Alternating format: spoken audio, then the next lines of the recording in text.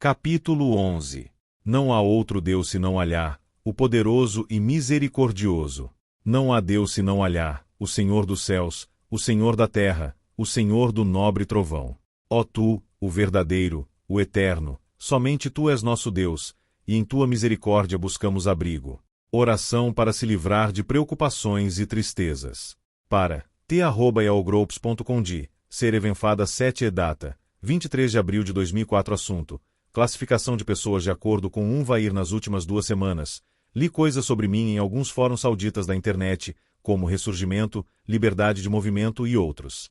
Algumas das coisas que eles disseram eram suaves, como gotas de chuva no meu rosto, outros ásperos como a pedra bruta com a qual tento resolver o problema dos meus joelhos. Quando acompanhei o debate que girava em torno de mim, tive a sensação de estar assistindo a uma tourada. Você pode acreditar que há pessoas que pensam que eu mereço morrer? Quão forte! Há também uma que afirma ser minha irmã. Agora isso é sério. Parece que essa pessoa observou que sua irmã, isto é, eu, passa todas as sextas-feiras, de manhã à noite, na frente do computador. Certa vez, quando a irmã não estava lá, ela procurou em seus arquivos evidências que confirmassem suas suspeitas. E ela encontrou 30 e-mails. Nada mal. Agora ela está disposta a vendê-los pelo lance mais alto. Um pecora ruim que quer ganhar dinheiro às custas de alguns malucos.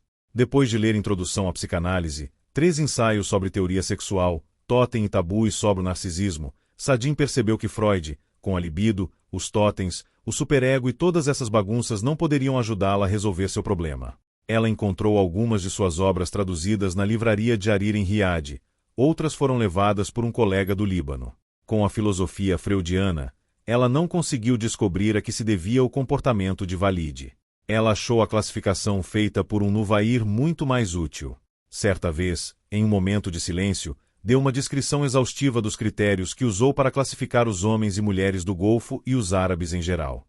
Para ela, tanto o grau de desenvolvimento da personalidade quanto a confiança em si mesmo e na aparência física eram importantes. Quanto à personalidade, haveria 2 tipos. Ao primeiro pertenceriam os fortes e autoconfiantes, e ao segundo, os fracos, que se submetem aos outros. Dentro da primeira categoria, haveria 2 subgrupos. O primeiro seria formado por pessoas razoáveis, que respeitam as opiniões dos outros, desde que as suas próprias também sejam respeitadas. O segundo seria composto por pessoas que não falam de nada nem de ninguém e que só querem impor sua opinião. Em relação aos fracos ou que sempre obedecem, também haveria 2 subgrupos. O primeiro seria aqueles que são altamente influenciados por sua família. Para essas pessoas, separar-se dela é impensável, porque estão convencidas de que, sem família, não valem um centavo. O segundo grupo se submete aos amigos. Estes são os piores, porque pensam que a família está contra eles e que só podem confiar nos amigos. Um equívoco, já que a amizade às vezes é enganosa. Em termos de emprego e promoção social, os fortes conseguem melhorar suas condições de vida por conta própria. Eles abordam as pessoas com sucesso e as tomam como modelo. Os fracos, por outro lado, carecem de empreendedorismo e, portanto, sua promoção depende da reputação da família e do ambiente em que vivem. Outro critério que Vair usa em seu ranking é a autoconfiança. Um grupo é formado por aqueles que têm certeza de suas habilidades, embora também existam diferenças entre eles. Em há pessoas sensatas que são honestas consigo mesmas. Seu comportamento confiante os torna respeitados, e como também têm um caráter modesto e sabem se aposentar a tempo, são considerados charmosos. Ao outro grupo pertencem aqueles que são excessivamente confiantes em si mesmos, e a eles o ditado "nem tudo que reluz é ouro" pode ser aplicado. Apresentam-se como pessoas que sabem fazer tudo, embora, na realidade, não tenham habilidades e nunca consigam realizar nada. Além disso, em muitas ocasiões, eles nem valem nada fisicamente. Essas pessoas tendem a não gostar de todos, e infelizmente, são muito mais abundantes do que as do grupo que mencionei antes. Esses 2 grupos, os populares e os impopulares, são, em comparação com aqueles com baixa autoestima, inferiores em número. Também existem diferenças dentro deles. Um grupo é formado por aqueles que se mostram aos outros como indivíduos muito confiantes, embora interiormente não acreditem em si mesmos. Essas pessoas reagem de maneira hipersensível. Eles pesam cada palavra e fazem uma montanha de um montículo. Eles são facilmente irritáveis e nas discussões tentam silenciar os outros quando percebem que não podem ser respeitados com seus argumentos. O outro grupo não parece ser nada. Você pode ver a uma milha de distância que as coisas estão indo mal para essas pessoas e podem ser lamentáveis. Eles têm alguns complexos e, portanto, carecem de autoestima. Esse complexo pode ser causado por algo que a pessoa considera um defeito, parece muito grosso ou muito baixo, ou acha que tem um nariz muito grande. O complexo também pode ser devido ao fato de não atingir um ideal, por exemplo, ser pobre ou ignorante. E, claro, há sofrimento psíquico, por causa de uma ferida incurável causada por um ente querido. Mas Nuvair havia descoberto outra possibilidade de classificação, que era a que Sadim mais gostava, e que se baseava no comportamento religioso antes e depois do casamento. Ao contrário dos outros grupos, essa variante depende do gênero. Deve-se fazer uma distinção entre o comportamento do homem crente e o da mulher crente, embora isso não signifique que eles não possam ser agrupados em certas categorias. Em primeiro lugar, há o grupo dos crentes rigorosos, os obedientes. Depois vêm os moderados, aqueles que acreditam no meio do caminho. E, finalmente, há os livres pensadores, que evitam as regras tanto quanto possível. Ao observar os detalhes, os diferentes grupos podem ser distinguidos. Vamos começar com os homens. No grupo dos obedientes existem dois tipos, alguns que enlouqueceram e agora são devotos, e outros que têm medo de entrar em fúria e, para evitá-lo, submeter-se às normas religiosas. Os dois compartilham o medo da degeneração moral após o casamento, se tiverem casos. Por esse motivo, eles tendem a praticar a poligamia e preferem mulheres tão ligadas à religião quanto eles. Também dentro do grupo de moderados existem dois tipos. Primeiro, aqueles ligados à religião, mas que, ao contrário dos obedientes, são mais tolerantes com suas mulheres e não interferem em suas vidas. Homens desse tipo geralmente escolhem mulheres relativamente emancipadas. Enquanto ele estiver convencido de que ela o ama e que ele se comporta honestamente, ele não o considera um defeito. Em segundo lugar, há os chamados seculares. Tal homem conhece os 5 deveres fundamentais que o Islã impõe aos crentes, mas ele se contenta em fazer as orações obrigatórias, jejuar durante o Ramadã, e quando ele fez a peregrinação a Meca, ele considera que já a cumpriu. Ele só se compromete com uma mulher que vive a religião da mesma maneira que ele ou que é ainda mais liberal. Ele nunca se casaria com uma mulher que usasse véu. Sua esposa deve ser bonita, de mente aberta e elegante, para que ele possa exibi-la na frente de seus amigos. No caso dos livres pensadores, também existem duas variantes. Se alguém nasceu em um ambiente estritamente religioso, pode ser que, assim que estiver fora de seu alcance, evite gradualmente as prescrições religiosas e morais. Perdê-las seria uma definição muito forte. Externamente, ele se adapta aos comportamentos sociais, porque prefere evitar problemas. A segunda possibilidade é que a pessoa já tenha nascido em um ambiente no qual a religião não desempenha um papel fundamental, no qual as prescrições morais não podem ser acreditadas e negadas.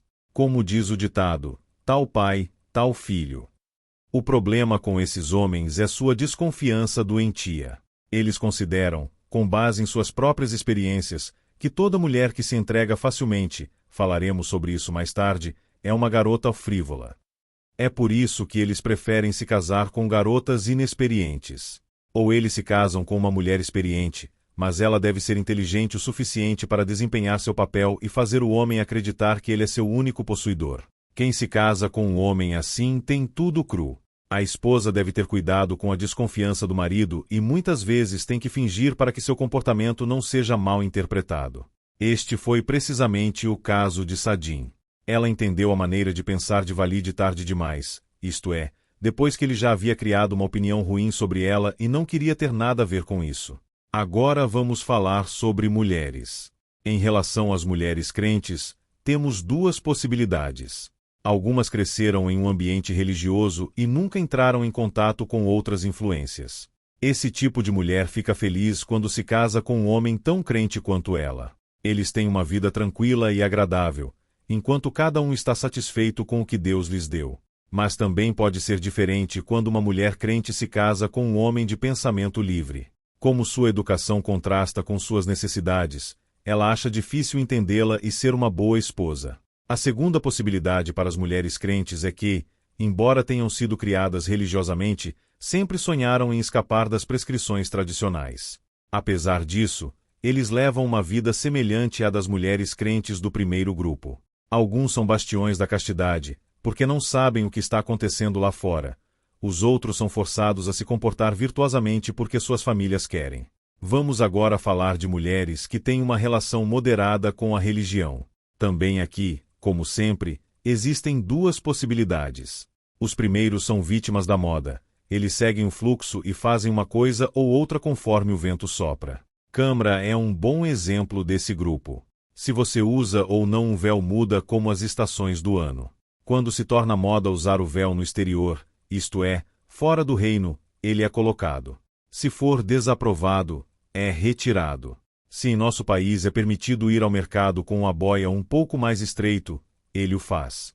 Normalmente, a tendência do momento responde aos desejos do marido ou dos candidatos a marido, ou também das mães que procuram uma esposa para seus filhos. A segunda variante do comportamento moderado é a mulher que não é religiosa, mas também não é liberada. Ela é uma mulher que é crente o suficiente para ser aceita pelos mais devotos e, ao mesmo tempo, aberta o suficiente para frequentar os círculos liberais. Esses tipos de mulheres evitam o comportamento errado mais por convicções morais do que por razões religiosas. Elas têm uma personalidade forte, mas seria errado classificá-los no grupo dos livres pensadores, porque eles não atendem a todos os requisitos do primeiro grupo. Quanto às mulheres de pensamento livre, existem duas variantes. Primeiro, aqueles que o são antes de se casarem. Seu comportamento às vezes muda após o casamento, depende do homem. Se ele é um crente estrito e a mulher o quer, é provável que ela se torne como ele ou pelo menos uma crente moderado. Mas se ela se casar com um homem que não combina com ela não mudará de ideia. Segunda variante, aquelas que se tornam livres pensadoras após o casamento. Às vezes, mulheres muito crentes ou moderadas se libertam de seus laços religiosos após o casamento. Isso acontece quando elas não sabem como se adaptar às exigências do marido livre pensador, quando ele as engana ou quando o casamento é um desastre. Sadin tomou nota da classificação de um Nuvairi, com o tempo, assimilou-a porque alguns aspectos eram bastante complicados. No entanto, a cada novo dia que a escola da vida lhe dava, ficava mais claro que o Nuvairi estava certa em suas observações. Ela era uma mulher sábia que antes de seu casamento no Kuwait teve algumas experiências inocentes e após seu divórcio na Arábia Saudita, uma menos inocente. Mas essa questão não nos diz respeito agora. Sadin lembrou-se com nostalgia das noites agradáveis na casa de um Nuvair com suas 3 amigas. Ela ainda parecia notar o sabor dos deliciosos biscoitos que servia com o chá. Ela se lembrou da casa de seus pais, viu tudo com muita clareza. A sala de estar, onde se apresentou a Valide, o portão de ferro com pontas douradas brilhantes atrás do qual esperou por Valide após a oração do pôr do sol, o balanço de Hollywood à beira da piscina onde ele a abraçou pela primeira vez, a sala de estar com a TV, onde assistiram a muitos filmes e finalmente a sala onde o amor nasceu e morreu. Ele realmente morreu? Ela se levantou, colocou uma das fitas no chão, apertou o botão e voltou para a cama. Ela se enrolou em uma manta, como um feto no ventre de sua mãe, e ouviu com melancolia uma canção de Abd al-Halim, lágrimas de dor, soluços porque o coração está ferido, eu repreendo aquele que cometeu a traição, eu reclamo de você, tempo, que me levou ao paraíso do amor, apenas para quebrar meu coração. Sua voz embargou de lágrimas. Ela cantou baixinho. Então veio uma música com letra e melodia tão bonitas que a emocionou ainda mais. A voz de Abd al-Halim era muito suave, como se ele quisesse fazer jus ao apelido de Rouxinol. Sadin, absorta, gentilmente acariciou seus lábios com a borda do cobertor enquanto ouvia estremecida. Eu pensei que o conhecia, mas não sabia nada sobre ele. Pensei tê-lo visto, mas não entendi nada. Ele falava continuamente sobre amor. Eu acreditava. Até hoje não soube que os olhos pudessem mentir tanto. Até hoje não acreditei que houvesse tanta saudade. Ela não percebeu que a fita já estava terminada. Quando a fita estalou, ela acordou com um sobressalto. Enxugou as lágrimas, trocou a fita e ouviu atentamente a voz de Majada, lamentando seu amado cruel, o Durão Valide. Tu, que é a pessoa que eu mais amo, me diga onde seu coração ficou tão frio. Liberte-me desse fardo e diga-me o que aconteceu. Diga-me porque você tortura o coração de sua amada, porque você é tão cruel comigo, porque você me traiu, porque você não conhece compaixão. Onde seu coração ficou tão frio?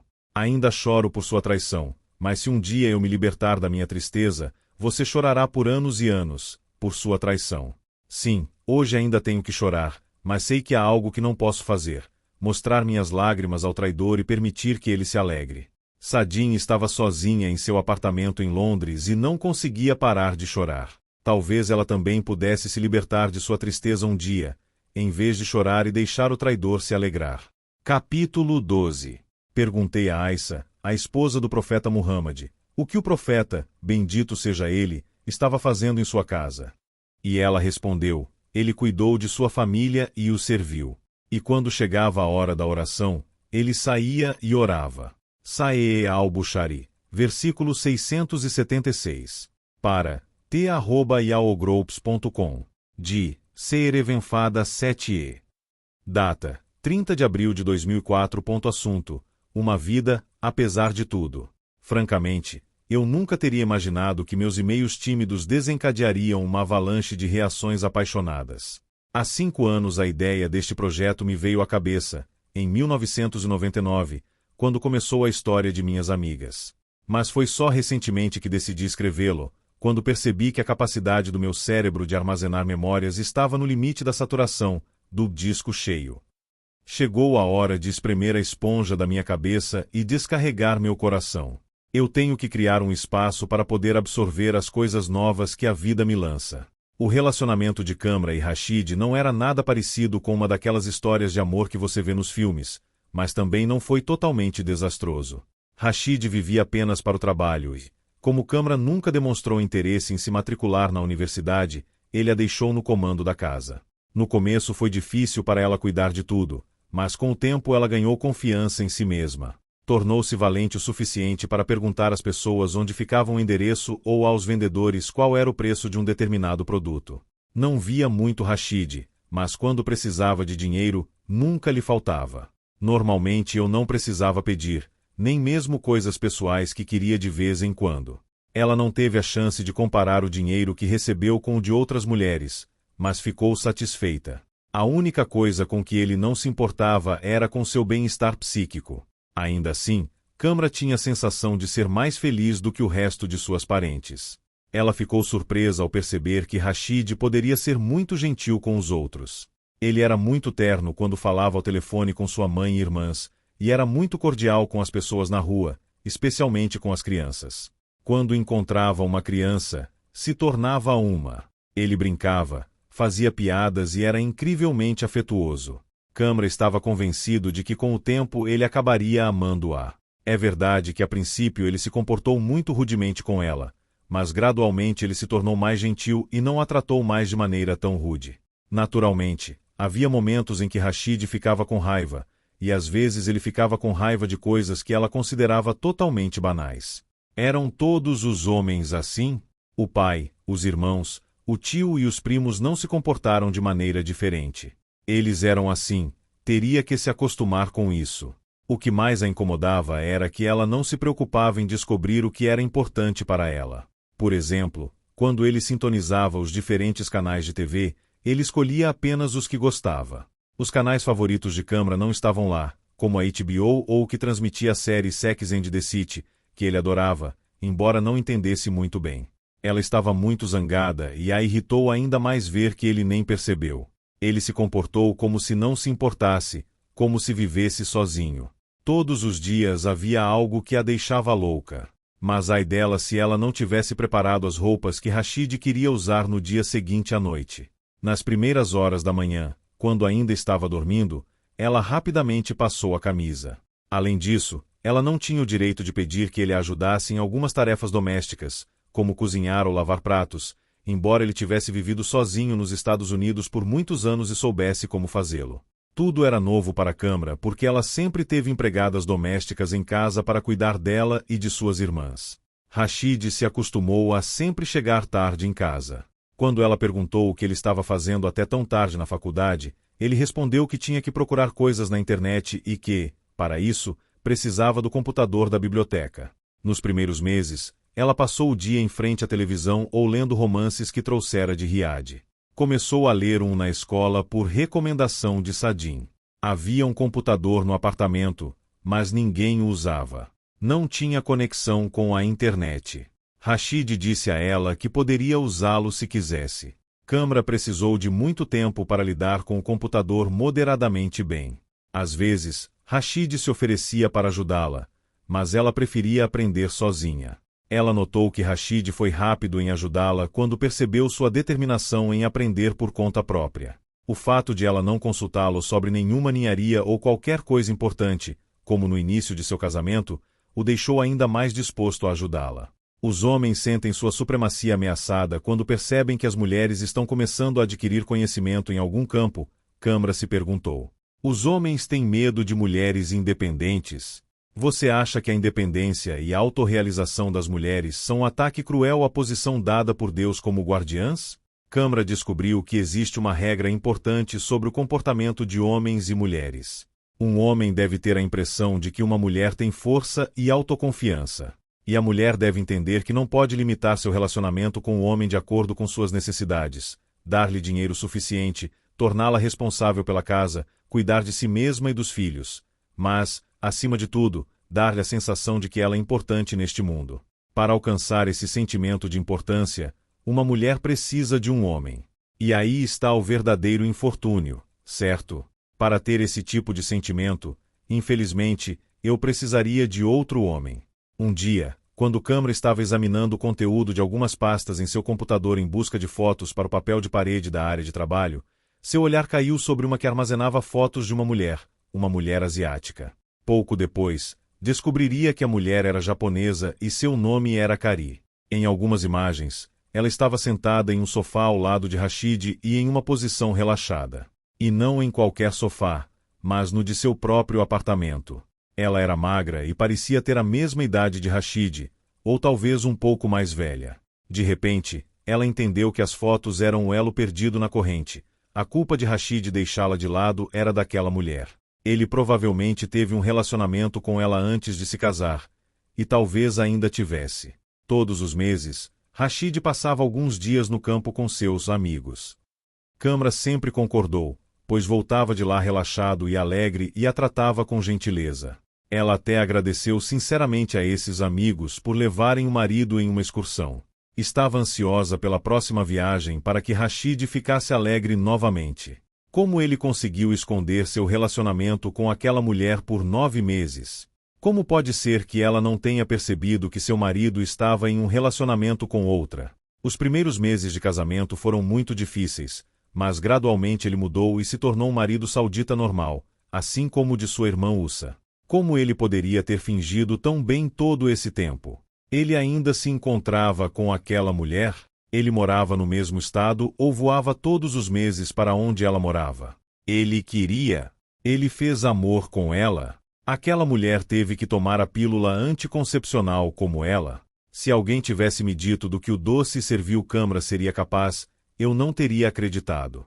A mulher pequena e fraca decidiu pegar o touro pelos chifres para lutar contra o marido. Exceto Sadim, ninguém sabia de nada. Ela considerava que era a única amiga que a entenderia porque, como ela, também havia vivido experiências muito desagradáveis. Elas se ligavam diariamente, e Sadim a aconselhou a não contar nada a Rashid sobre o que havia descoberto, a adotar uma estratégia defensiva e descartar planos de ataque, porque não havia acumulado armas suficientes para lançar um ataque. Você não tem escolha a não ser se encontrar com aquela mulher e chegar a um acordo com ela. E o que você quer que eu diga a ela? Deixe meu marido em paz, sua ladra de esposos. Não, claro que não. O que você precisa fazer é sentar com ela e descobrir qual relacionamento eles têm e desde quando. Você nem sabe se ele lhe disse que é casado. Eu gostaria de saber o que ele vê nesse fiapo de olhos puxados. É disso que se trata. Você tem que ver como ela é, ou não dizem que se deve conhecer bem os rivais? Kamra estava certa quando decidiu lutar para defender seu casamento? Um casamento de trabalho não é um relacionamento que não precisa de nenhuma guerra para continuar? Na verdade, um casamento que pede a guerra não está fadado ao fracasso? Na agenda de endereços de Rashid, encontrou o número de telefone e o endereço de Kari. Também tinha o número dela do Japão. É por isso que sabia que era japonês. Havia também vários do estado vizinho, Indiana, onde Rashid havia feito mestrado. Kamra ligou para esse número e Kari atendeu. Kamra se apresentou e disse que gostaria de conhecê-la. Parecia que Kari estava disposta a fazê-lo. Assim que tivesse uma chance, viajaria para Chicago. Fazia cerca de 2 meses desde que Kamra descobrira o caso de Rashid, e era muito difícil para ela fingir que não sabia de nada. Não queria contar a ele sobre o encontro com Kari e tomou uma decisão: pararia de tomar anticoncepcionais. Ela não disse nada à mãe, já conhecia a opinião dela: você deve ter filhos. As crianças amarram um homem. Kamra não queria que Rashid ficasse com ela só porque havia crianças envolvidas, mas por seu comportamento, a forçou a tomar essa decisão. Queria que Rashid sentisse as consequências de suas próprias ações e que as crianças sentissem as consequências de suas ações. Muitas vezes se sentia mal e tinha que vomitar pela manhã. Conhecia os sintomas e tinha certeza de que estava grávida. Isso era exatamente o que ele esperava antes de encontrar Kari. Foi ao supermercado, que ficava logo abaixo da casa, para comprar um teste de gravidez. Como ela não sabia como eram esses dispositivos, ela procurou um funcionário. Colocou as mãos na barriga como se estivesse segurando uma bola e tentou dizer em inglês que achava que estava grávida. Eu sou grávida. A menina, que não a entendia muito bem, parabenizou-a. Parabéns, senhora. Kamra nunca gostou de inglês. Todas as suas amigas falavam muito melhor do que ela. Ele havia passado nos exames aos trancos e barrancos. Uma vez ela até teve que fazer o exame depois do verão e também passou por um tris, porque a professora teve pena dela e fechou os olhos. Kamra insistiu: não. Grávida. How? Ela mostrou a ela a mão direita, moveu-a para cima e para baixo, como se quisesse indicar um ponto de interrogação. A vendedora olhou para ela surpresa e disse que não a entendia. Desculpe, minha querida, mas não entendo o que você quer dizer. Kamra apontou o dedo para si mesma novamente. Pregmen. Como? How, baby? How? A vendedora ligou para um colega e depois uma cliente também se juntou a elas para ajudá-las a resolver o enigma. Com gestos e perguntas, todos tentaram decifrar os sons que Kamra emitia. Depois de 10 minutos, resolveram o dilema. Com um sorriso largo, Kamra segurava um teste de gravidez nas mãos. Capítulo 13. O profeta, que a paz e a bênção de Deus estejam com ele, nunca bateu em um servo ou mulher, nem nunca bateu em nada com a mão. Sinai ibn Madji, versículo 2060. Para t@yaogroups.com de Ser Evenfada 7e. Data: 7 de maio de 2004. Assunto: o confronto, o bem encontra o mal. Ouvi dizer que o rei Adal-Aziz planeja bloquear meu site para manter os canais de comunicação afastados e evitar atos malévolos, atos escandalosos e todas as causas de corrupção e maldade. Eu sei que a maioria de vocês conhece 1000 maneiras de acessar sites bloqueados. Mas vou morrer de curto-circuito se o bloqueio começar antes que eu possa esvaziar e passar as cargas, positivas e negativas, que são causadas no meu peito e que ele se recusa a usar. Só peço um pouco de espaço na net para despejar minhas histórias. Isso é pedir demais? Para deixar claro desde o início, eu sei que se eu não continuar imediatamente a contar a história de Kamra, alguns de vocês ficarão tão zangados que serão capazes de infectar meu computador com um vírus do qual eu nunca poderei me livrar. Por esta razão, não vou prolongar mais a intriga. Depois de confiar seu cabelo por horas e horas a um cabeleireiro, Kamra colocou as joias mais caras, pela primeira vez desde que deixou Riad, e se dirigiu ao hotel onde Kari estava hospedada. No caminho, se exortou repetidamente a não ceder ao desejo de estrangular aquela mulher fresca ali mesmo. Algum tempo depois, Kamra me mostrou uma fotografia da atriz chinesa Lucy Liu e me disse que Kari era bastante parecida com ela. Kamra sentou-se no corredor. Nunca esteve tão nervosa. Kari finalmente apareceu. Estendeu a mão, mas Kamra a ignorou. Por dentro, ainda sentia a necessidade imperiosa de assassinar aquela mulher. Infelizmente, a conversa não seguiu o curso que Sadin havia previsto. Foi Kari quem deu as ordens, falando em tom firme e confiante. Ao contrário de sua rival, ela parecia não ter problemas para falar inglês. Não encalhou ou gaguejou. Estou feliz por ter conhecido você. Rashid me falou muito sobre você. Seu desejo de me encontrar foi uma decisão muito sábia. Maldita mulher! Como ela ousa falar comigo assim? Tudo bem que você queira me conhecer, saberá quais são os gostos do seu marido. Rashid teve que suportar muito. Você teria que trabalhar um pouco mais em si mesma, física e psiquicamente, para acessar o nível superior que ele quer e precisa. Isto é, para alcançar meu nível. A língua de Câmara estava meio paralisada. Tal ataque não era esperado. Mas então sua raiva superou o início, e começou a gritar em seu inglês pobre: "Calha a boca, prostituta! Você rouba meu marido e se atreve a falar comigo assim? Deixe meu marido em paz ou juro por Deus que vou matar." Quando Cari caiu na gargalhada, Câmara de repente se sentiu terrivelmente pequena e ridícula. Sem um pingo de inibição, Cari pegou o celular e ligou, diante dos olhos de sua esposa, para Rashid. Cari disse a ele que estava em Chicago e eles combinaram de se ver. Câmara não precisava de um livro de astrologia para saber em que estado de espírito Rashid, um leonino completo, estaria quando voltasse do encontro com sua amante. Certamente ela lhe contou em detalhes o que havia acontecido. Justamente por isso havia adiado tanto o encontro com essa mulher sem vergonha. Queria ter certeza de sua gravidez. Um dos muitos provérbios repetidos por sua mãe e outras mulheres da família dizia: a gravidez garante a continuidade do casal. Continuidade não significa sucesso. Nem mesmo uma hora se passou quando Rashid chegou em casa. Eu gostaria de nunca ter voltado. Venha, ele ordenou. Por quê? Agora você vai se desculpar com Cari pelo que fez com ela e por tudo que disse a ela. Você não pode fazer algo assim comigo. Você entende ou não? Se sua família não a educou, eu cuidarei disso.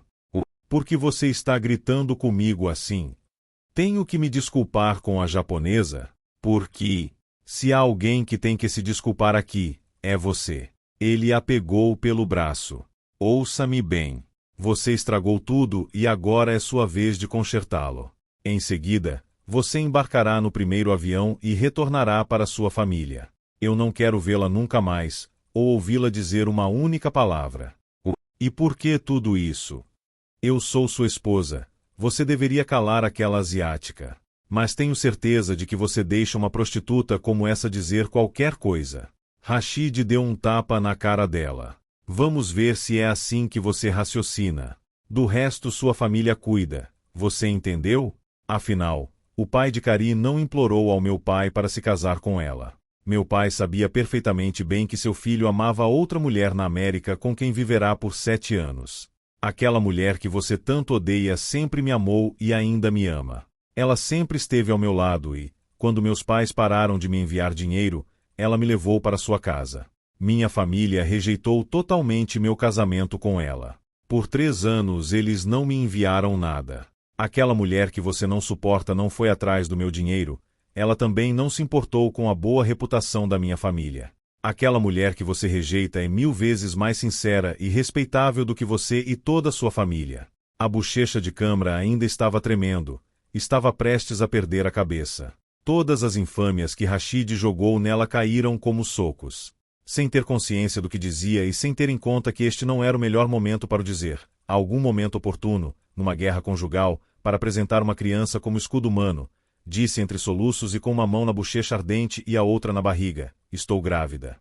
À medida que sua voz diminuía, à medida que a discussão avançava, a de Rashid ficava mais alta. Ele estava com tanta raiva que seus olhos brilhavam de raiva. O que você diz? Você está grávida? Ele gritou. Como pode ser isso?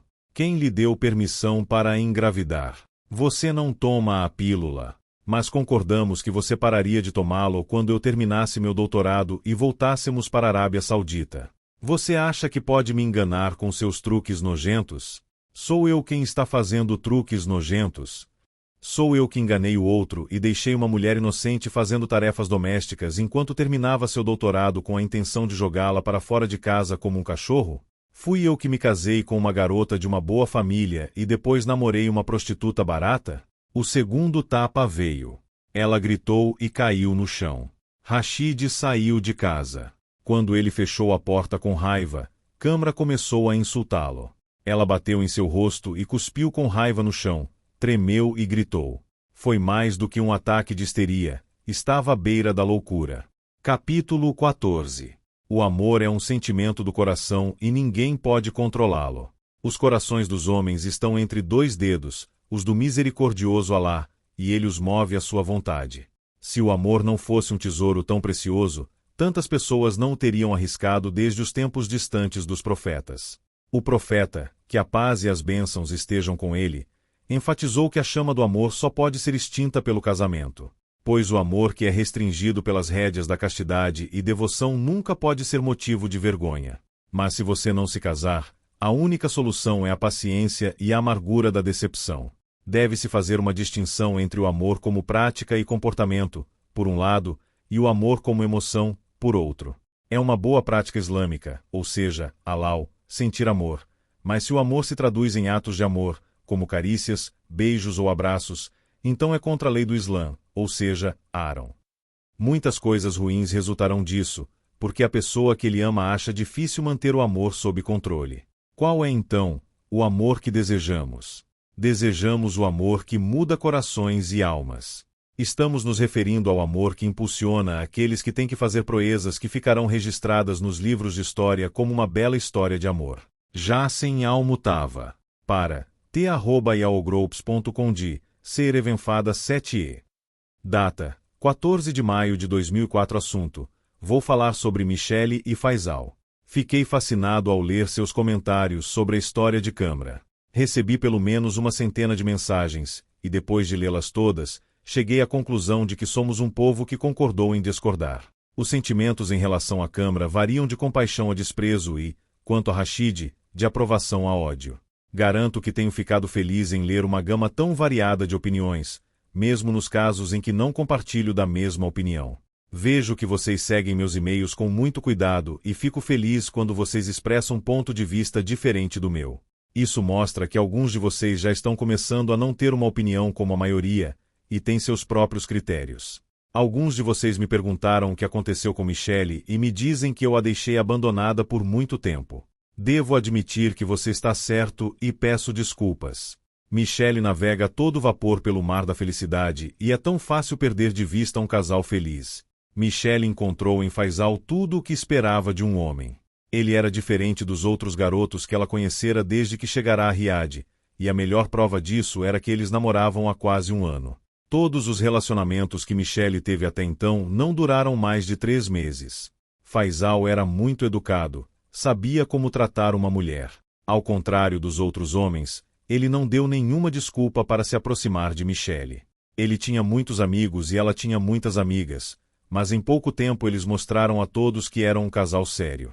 A bondade e o bom comportamento de Faisal mudaram completamente a concepção de Michele sobre os homens. Eu nunca teria imaginado que um jovem saudita pudesse ser tão romântico quanto os homens do mundo civilizado. Todos os dias ele ia atrás do carro que a levava para a universidade. Às 7 da manhã, ele já estava dirigindo pelas ruas de Riad. Ela sabia que Faisal devia estar adormecendo e que suas aulas começavam à tarde. Isso a comoveu tanto que ela o amava ainda mais. Michele nunca foi capaz de fazer suas amigas, mesmo suas amigas mais próximas, entenderem como ela se sentia solitária e perdida na Arábia Saudita quando voltou da América. Suas melhores amigas sabiam de seu ódio e desprezo pela sociedade saudita por causa das tradições rígidas e regras rigorosas impostas às mulheres, mas ninguém intuiu como ela sofria por causa desse conflito entre civilizações. Para entender sua turbulência mental, era necessário ter uma mente aberta e uma inteligência tão clara quanto a dele. Quando conheceu Faisal, Michele teve a impressão de que finalmente havia encontrado alguém que pudesse entender seus tormentos internos. Sempre que ela sentia a necessidade de contar a Faisal o que a estava incomodando, ele era simpático. Por muitos anos ela enfrentou seus problemas sozinha e agora, finalmente, encontrou uma pessoa que compartilhava seus sentimentos. Como eu poderia desistir do prazer de falar abertamente e do fundo do meu coração? Michele abriu a caixa preta que guardava dentro e ansiosamente puxou um pedaço após o outro. Faisal a ajudou a se libertar de suas preocupações e ela deu a ele a chave de seu coração. Michele e Faisal se viram na casa de um Nuvair. Ela acreditava no amor e, portanto, nunca tentou convencer as 4 meninas de que o amor era uma coisa suja a ser evitada. Eu sabia muito bem que os amantes neste país estão com falta de ar e que qualquer relacionamento, mesmo de casta, está exposto a mal-entendidos e represálias. E foi justamente isso que levou os amantes a uma situação chata. Um dia, Michelle explicou que estava determinada a convidar Faisal para sua casa quando seus pais estivessem fora. Ela estava cansada de ficar sentada o dia todo em cafés e restaurantes e ter que se esconder atrás de cortinas. Quando ela pediu permissão ao Nuvair para dizer a seus pais que passaria aquelas noites na casa deles, ela abriu as portas de sua casa para os infelizes amantes. Eu sabia que tinha que cuidar daquele amor doce e inocente para que eu pudesse crescer e seguir em frente. Chegaria o dia em que os dois amantes teriam que se declarar oficialmente e assinar os papéis necessários. Quando Michelle ia à casa de um Nuvair para encontrar Faisal, ela às vezes levava seu pequeno poodle branco com ela. Seu nome era Powder e ele era muito mimado. Faisal gostava de brincar com ele, mas isso não o impediu de ouvir Michelle e suas histórias. Normalmente ela falava com ele em inglês, pois era mais fácil para ela se comunicar nessa língua, e ela o fazia abertamente e sem vergonha.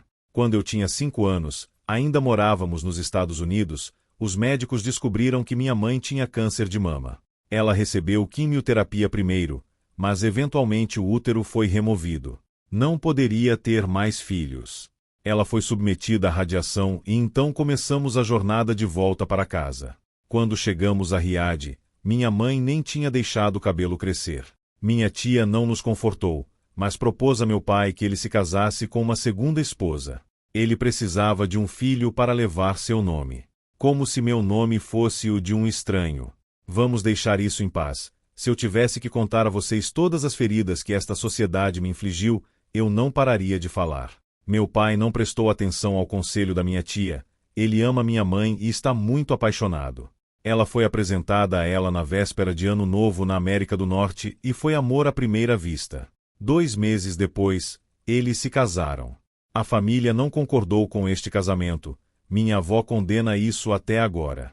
O fato é que 4 semanas depois voltamos para a América do Norte, embora meu pai sempre tenha sonhado em morar em seu país. Eu tive que ser criada como uma garota saudita normal. Mas como ele não conseguia fazer sua família e parentes entenderem nosso modo de vida, ele preferiu ir para o exterior. Um Nuvair entrou para investigar a situação. Ela era uma mulher de bom coração, pois embora fosse emancipada, cuidava como uma mãe das meninas. Tinha seu próprio método de fazer parecer que não os controlava. Ela se sentava com eles por alguns minutos, perguntava a Faisal como sua mãe, que ele nunca tinha visto, estava, ou que seus irmãos estavam fazendo, que ela também não conhecia. Então perguntava a Michelle de quem era a música que estava tocando. É o Pink Floyd, tia.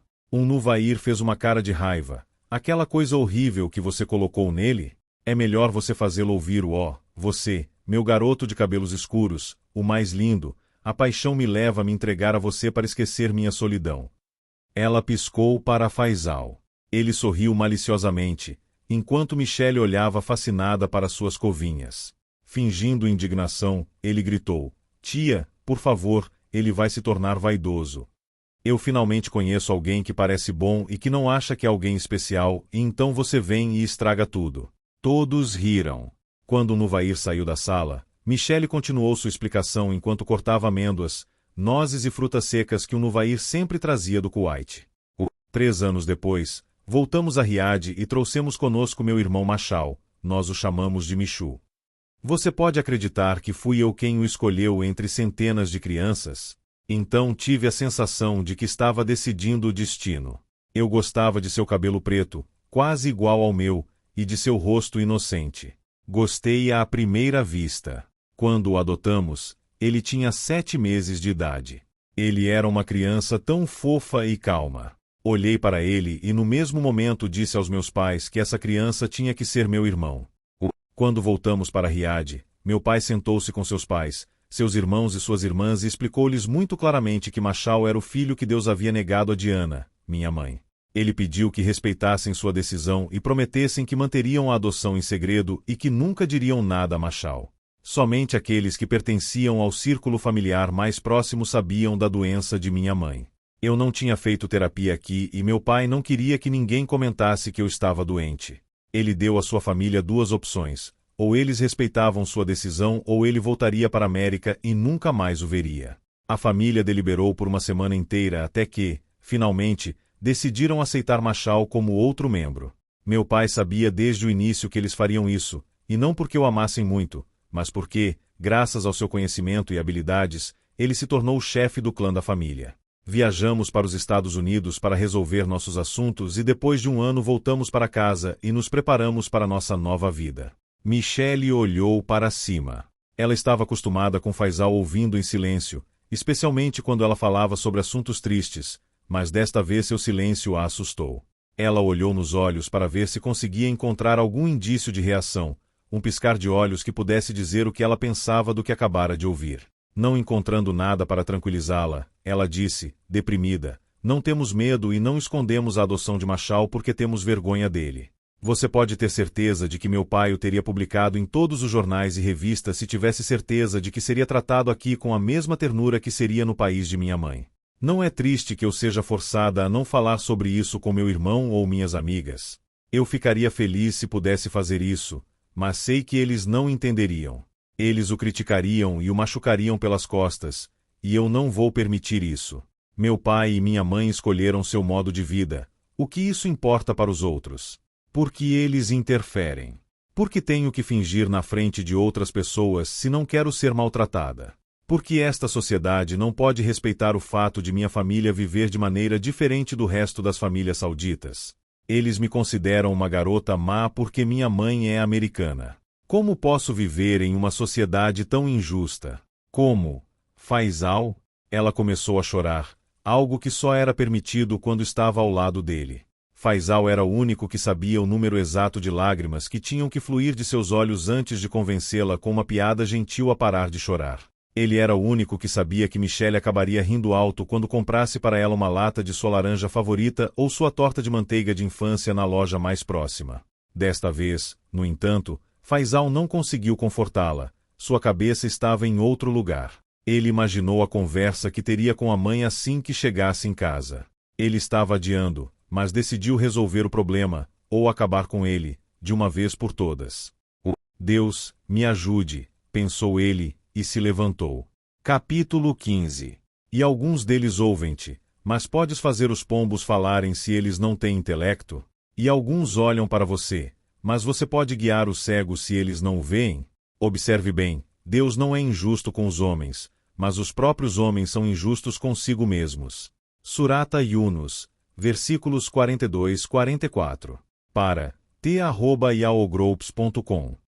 De Seerevenfada 7e.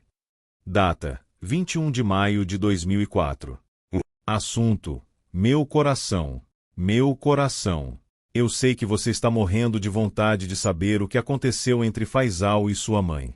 Por isso, hoje não vamos perdê-lo de vista ou a Michelle. Pobre Michelle, isso desencadeou muitas fofocas porque vocês estão convencidos de que sou eu, se não Sadim. Quando uso expressões em inglês, pensam que sou Michelle. Mas, uma semana depois, quando cito versos de Nizar Qabbani, me transformo em Sadim. Que vida esquizofrênica vocês me obrigam a levar. Quando a mãe de Faisal ouviu o nome em inglês de Michelle, ela entrou em pânico, como se 1000 demônios tivessem sido colocados em sua cabeça. Faisal imediatamente tentou corrigir seu erro. Todos a chamavam de Michelle, mas seu nome era muito saudita, Machail Abd al-Hashan. Apesar da explicação, os olhos da mãe começaram a brilhar de raiva e Faisal ficou em silêncio, assustado. Ele temia que as duas famílias estivessem em desacordo quando descobriu que sua mãe nunca tinha ouvido falar da família de Michelle. O que Abd al-Hashan está falando? Há tantos quanto grãos de areia. Uma família com um nome tão vulgar não pode se juntar à família Al-Batra.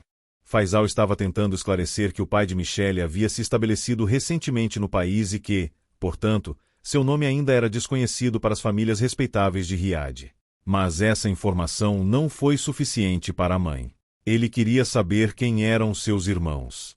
Em um impulso, Faisal disse, seu pai é um homem muito rico que, depois de voltar dos Estados Unidos, onde morou por muito tempo, decidiu se associar apenas com pessoas cultas que tinham a mesma mentalidade que ele. Esse fato irritou ainda mais a mãe. Era evidente que a família dessa garota não poderia pertencer ao seu círculo. Ela conversaria com o pai. Ele sabia mais do que ela sobre as origens das famílias. Mas já podia dizer a que tudo isso não lhe dava uma boa sensação. Aquela garota estava brincando com ele. Sim, as moças de hoje em dia eram assim. Meu pobre filho, nunca imaginei que engoliria uma isca e cairia na armadilha de uma garota. E a mãe dela, uma americana. Nesse caso, a discussão pode ser considerada encerrada. Ela começou a recuar aplicando a tática mais usual. Meu coração. Meu coração. Rápido, filho, traga-me as pílulas. Minha pressão aumentou e meu açúcar no sangue caiu. No entanto, Faisal não abandonou a luta. Ele tentou convencê-la das qualidades de Michelle, mas nenhuma delas interessou a mãe. Ela era uma garota incrivelmente culta e educada, estudou na universidade e ele se sentiu muito atraído pela mistura de Oriente e Ocidente. Aquela garota era civilizada e mais refinada do que todas as outras que conhecia, incluindo aquelas que queriam endossá-lo. O que ele não se atreveu a dizer em alto e bom som é que Michelle o amava e ele a amava ainda mais. A mãe tomou as pílulas, que eram inúteis. Enxugou as suas lágrimas, acariciou suavemente o cabelo dele e contou sobre seu grande sonho. Seu filho mais novo tinha que se casar com a melhor garota, ter a melhor lua de mel, morar na melhor casa e dirigir o melhor carro. Então Faisal, em desespero, ajoelhou-se aos pés de sua mãe e começou a chorar. Sua mãe era o que ele mais amava em todo o universo. Até agora ele não se opôs a nenhum de seus desejos e não pretendia fazê-lo em vida. E chorou por Michelle, sua amada, que tanto entendia e que ele tanto entendia, que possuía, por um lado, a beleza Nede e, por outro, a mentalidade americana. Sua Michelle, a quem a sorte não sorria e que não podia mais ser sua. Capítulo 16. Ó, poeta, quantas flores foram punidas sem culpa própria. Ibrahim Nadji. Para t@yaogroups.com. De Seerevenfada 7e. Data: 28 de maio de 2004. Assunto: isso é instabilidade emocional? Muitos de vocês não querem acreditar no que Faisal fez, ou melhor, no que ele não fez. Garanto que foi exatamente isso que aconteceu. Ele contou a Michelle os detalhes sórdidos do confronto com sua mãe, que eu, por minha vez, passei para vocês. Mas ele o fez depois de algumas semanas de confusão mental, de autoacusações, de guerra entre um coração apaixonado e uma mente que conhecia bem os limites, estabelecidos há muito tempo por sua família, das decisões que ele teria que tomar ao longo de sua vida. Eu não posso acreditar que você está tão surpreso. Histórias como essas acontecem diariamente entre nós, embora, é claro, ninguém saiba disso, exceto as duas pessoas que são queimadas pelas chamas do fogo. De onde você acha que vêm os poemas tristes, lamentos e canções melancólicas de nossa herança cultural? Hoje, as páginas de poesia de jornais, programas melodramáticos de rádio e televisão e fóruns literários na internet são inspirados por corações partidos. Vou contar a vocês sobre as coisas que acontecem dentro de nossas casas e as emoções que tomam conta de nós, meninas, em Riad quando essas coisas acontecem. Não tentarei me aprofundar na vida interior dos crocodilos, porque, para ser claro, não sei quase nada sobre a psicologia dos crocodilos. A verdade é que está fora da minha especialidade e da minha esfera de interesse. Limito-me a falar sobre minhas amigas. O resto é deixado para alguém que tem afinidade com crocodilos e que quer falar sobre eles. Essa pessoa teria que me escrever e me informar sobre o que acontece nos pântanos onde vivem os crocodilos, porque nós, os lagartos, estamos morrendo de vontade de saber a maneira de pensar desses répteis e entender seus motivos, que estão sempre ocultos. Alguns fizeram um grande barulho depois do meu último e-mail sobre Michelle e Faisal. Infelizmente, algumas pessoas impõem sua voz acima das outras porque colocam em prática aquele princípio altamente discutível que diz: quem grita mais alto tem razão. Se eles estão tão ansiosos para fazer as coisas, esses indivíduos vingativos fariam mais uso de seu tempo se mobilizassem sua língua contra ideias repugnantes e tradições estrondosas, como preconceitos tribais, em vez de difamar as pessoas que estão apenas tentando iniciar um debate sobre esses costumes ofensivos. Todos condenam minha maneira de escrever. Parece muito ousada para eles. Talvez o que pareça ousado para eles é que eu escrevo. Todos me censuram pela polêmica que desencadeei em torno de questões consideradas tabu. Em nossa sociedade, não estamos acostumados a falar tão abertamente, menos ainda quando o tiro de partida é disparado por uma garota como eu. Mas não é assim que todas as mudanças sociais radicais começam. Quem poderia prever que Martin Luther King, um defensor da não-violência, libertaria os negros da América da desigualdade social? Que ele e seus seguidores conseguiriam, com um protesto discreto contra os assentos separados nos ônibus, iniciar a luta pela igualdade entre negros e brancos. Talvez eu também encontre dificuldades, como Martin Luther King, que foi assassinado há meio século, no momento em que começou a lutar contra os princípios errados de sua sociedade. Ele se sacrificou por causa deles. Ele estava convencido de que era possível mudar o mundo, e hoje é considerado um dos heróis deste século, enquanto em sua época foi rotulado de criminoso. É o que eu penso. Talvez agora haja algumas ovelhas rebeldes que acreditem na minha causa, ou talvez não haja nenhuma, mas certamente daqui a meio século não haverá tantas pessoas que se oponham a ela. Câmara foi visitar a casa de seus pais. Sua mãe foi informada da situação, mas decidiu escondê-la dos outros. Considerou a briga do casal e a intenção de Rashid de se divorciar apenas eventos passageiros. Ela não contou ao marido sobre o sofrimento de Câmara porque estava no norte da África, de férias. Se ele nunca se interessou por assuntos familiares, por que o faria agora? A mãe de Câmara tinha vantagem. Ela havia planejado tudo e acreditava que tinha a situação sob controle.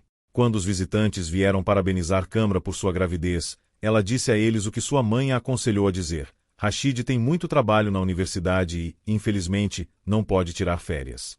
Quando descobriu que eu estava grávida, ele decidiu que era melhor eu dar a notícia à minha família. Acho que vou ficar por um mês, depois volto. O pobre homem não pode viver sem mim. Qualquer coisa, menos divórcio, disse sua mãe. Deixe seu irmão se separar, se quiser, mas minha filha não será divorciada. No entanto, Rashid não lhes deixou muito tempo. Como aconteceu com Sadim, 2 semanas após a chegada de Câmara, o pai recebeu o documento de divórcio.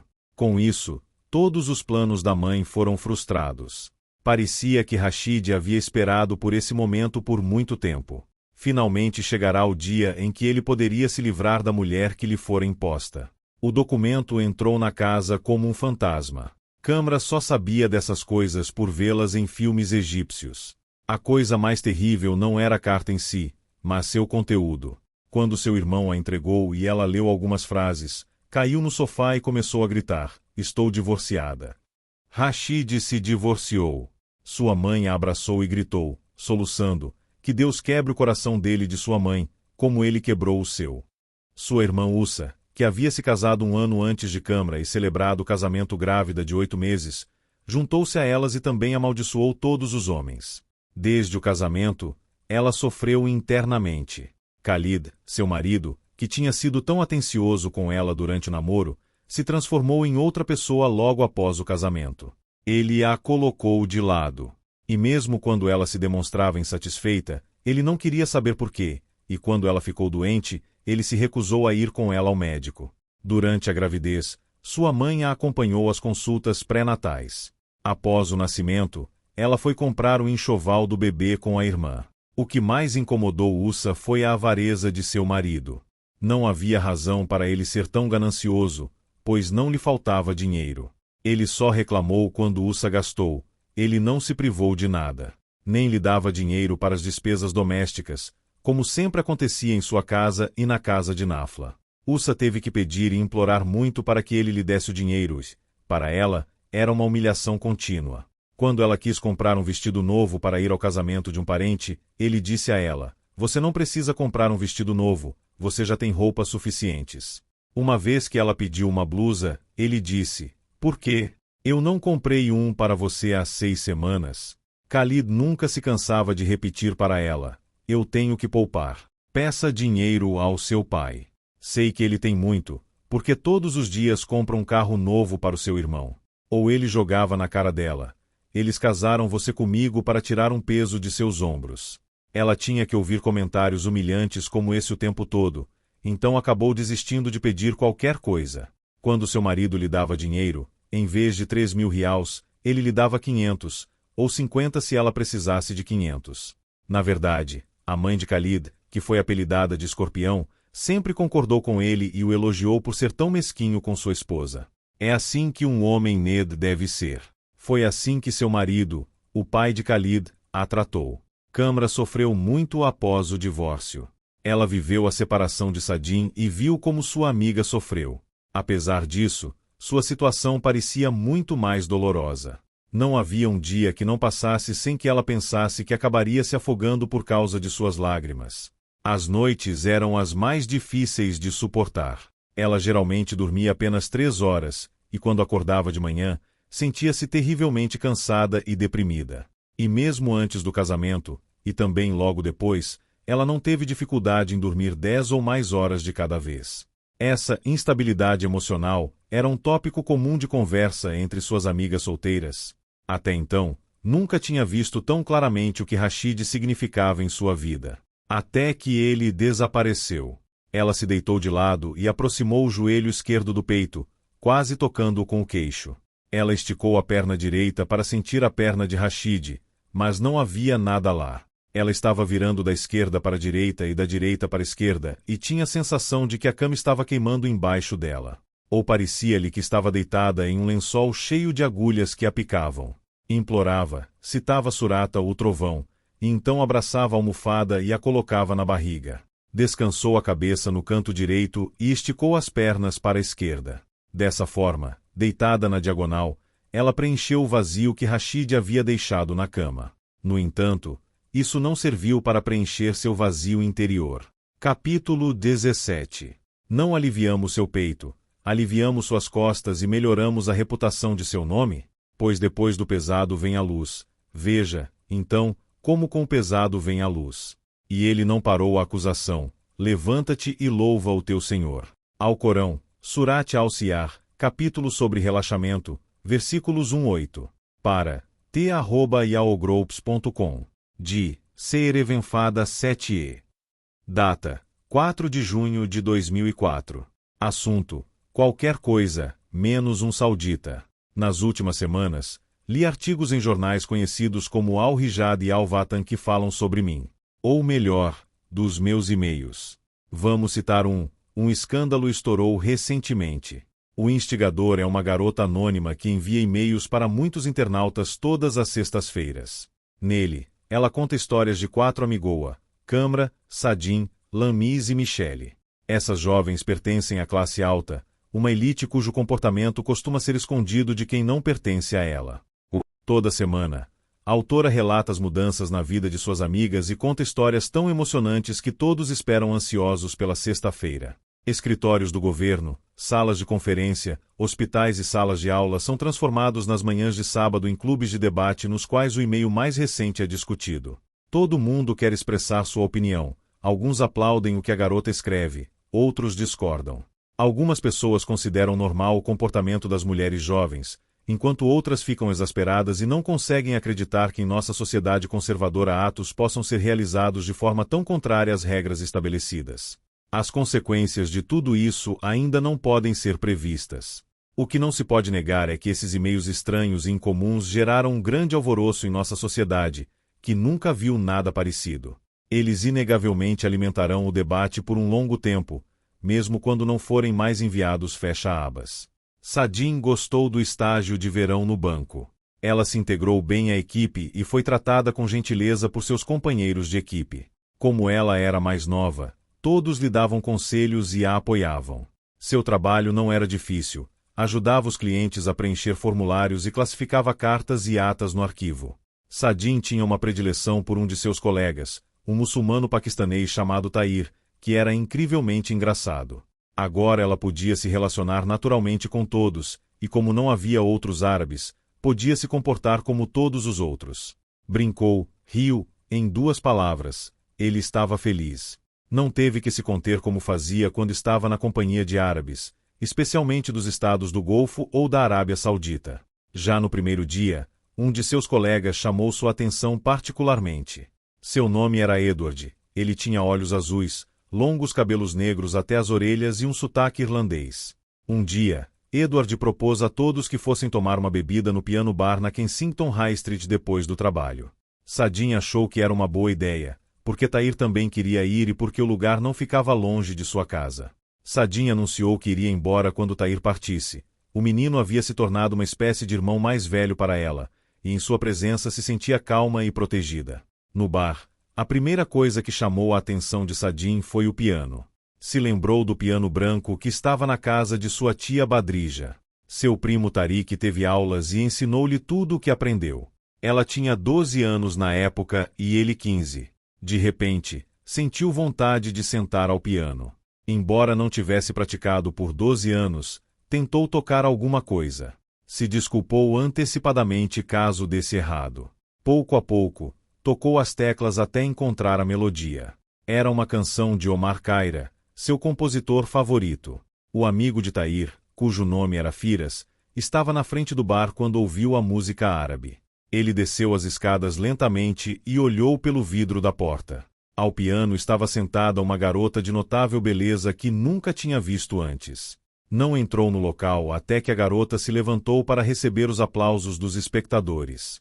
Ele foi até a mesa de Tahir, onde ela também estava sentada.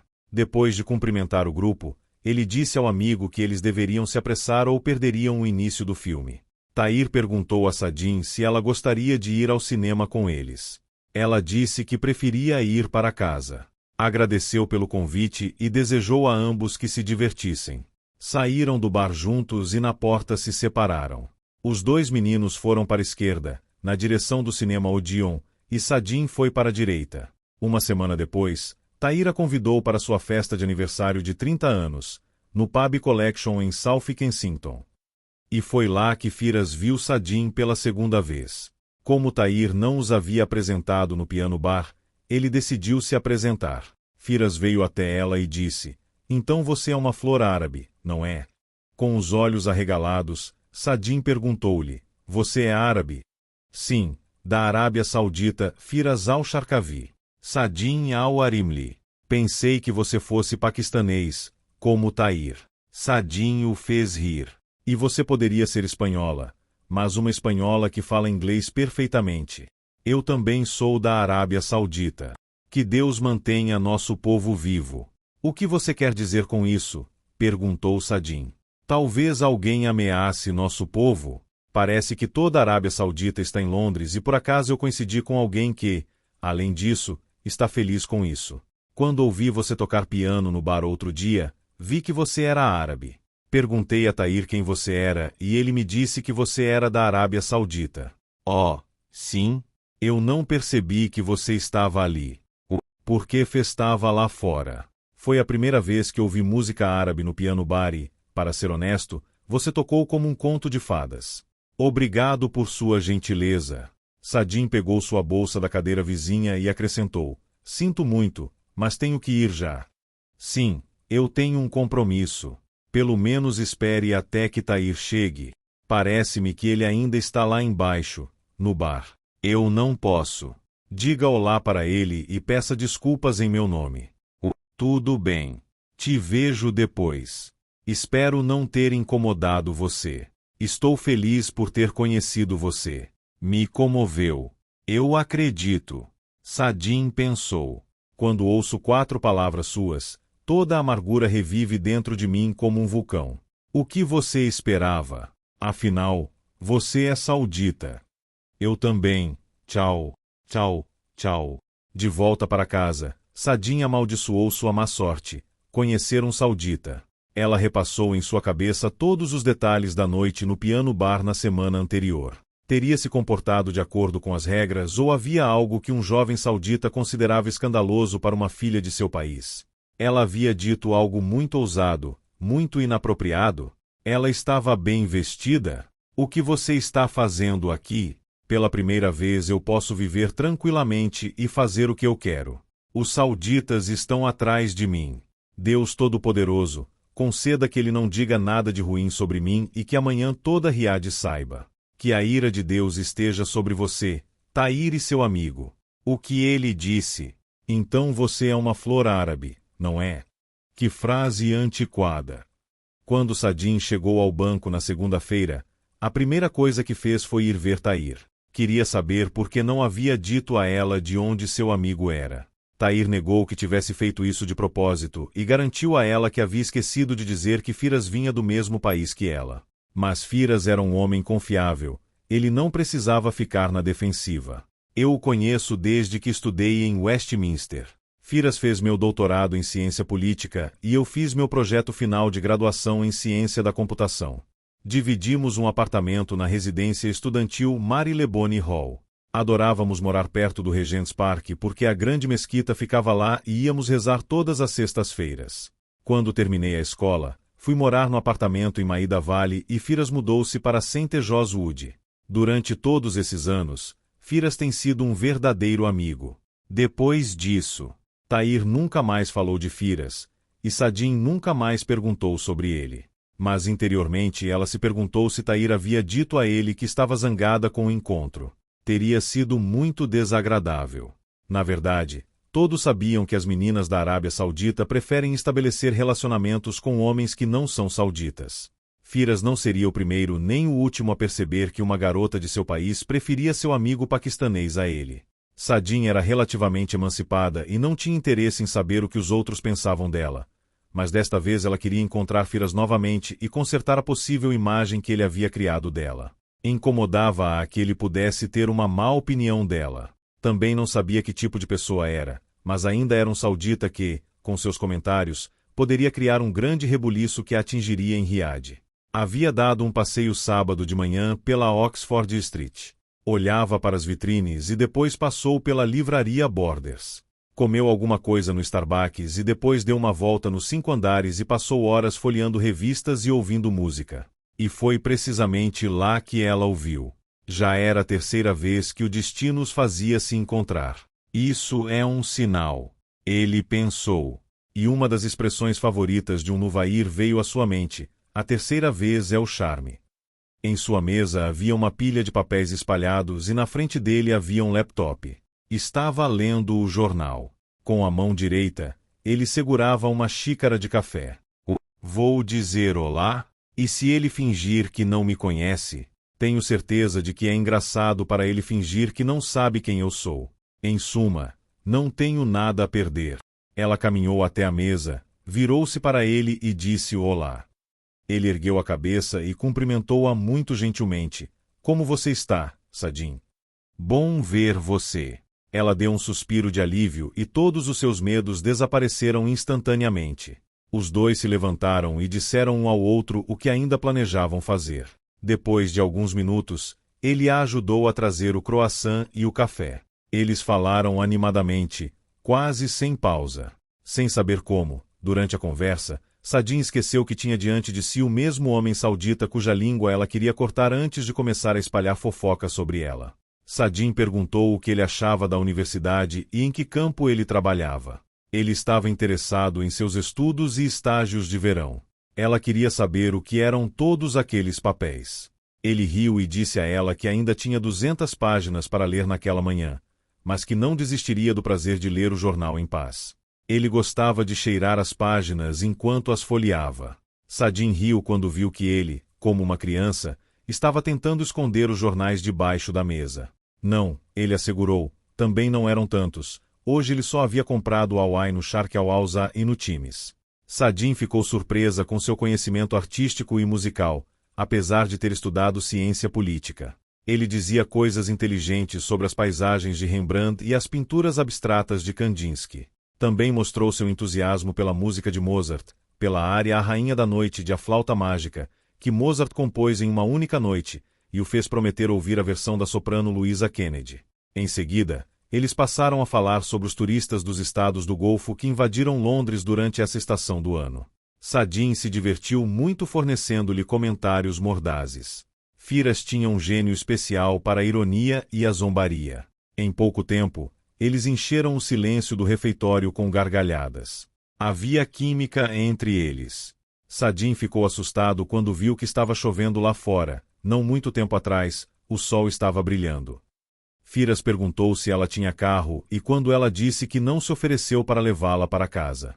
Ela recusou educadamente a oferta. Ela ainda queria andar um pouco mais e depois pegar um táxi ou voltar no ônibus. Firas não insistiu, mas pediu-lhe para ficar mais um momento porque queria ir buscar algo no carro. Ele voltou com um guarda-chuva e uma capa impermeável e ofereceu-lhe os dois. Ela tentou convencê-lo de que um era suficiente, mas ele insistiu que ela levasse os dois. Finalmente Sadim aceitou a oferta e agradeceu. Lá dentro, ela queria que pedisse o número de telefone dela. Em 2 dias, ele voltaria a Riad para retomar seus estudos e seria ruim não vê-lo novamente. Mas isso não aconteceu. Ele apertou a mão dela e agradeceu pela agradável companhia durante o café da manhã. Ela se levantou e foi para casa. Cada passo a levava cada vez mais longe do final feliz de uma história que ela nem sequer teve a oportunidade de começar.